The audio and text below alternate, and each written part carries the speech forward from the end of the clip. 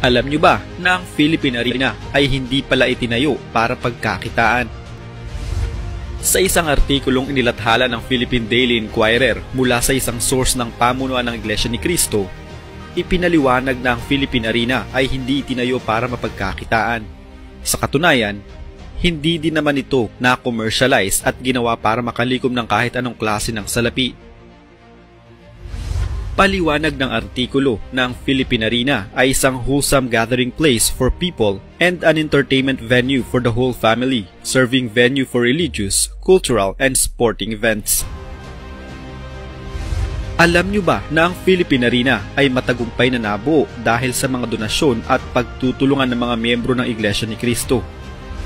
Maaaring insulto sa ating gobyerno na ang isang religious organization ay nakapagpatayo ng napakalaking infrastruktura na magagamit ng bansa sa napakaraming mga aktibidad.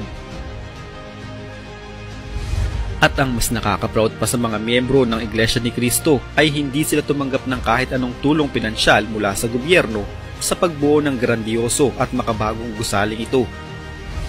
Ang Philippine Arena ay nabuo sa pamamagitan ng mga voluntaryong donasyon ng bawat miyembro ng Iglesia ni Cristo. Aring manatili sa labas naman ito kung saan napapanood din nila ng live ang mga nangyayari sa loob ng arena.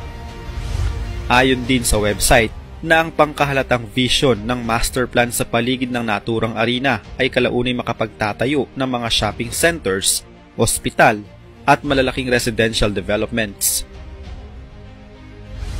Alam nyo ba na hindi sarado ang pintuan ng Philippine Arena para sa ibang religious organizations bukod sa Iglesia ni Cristo?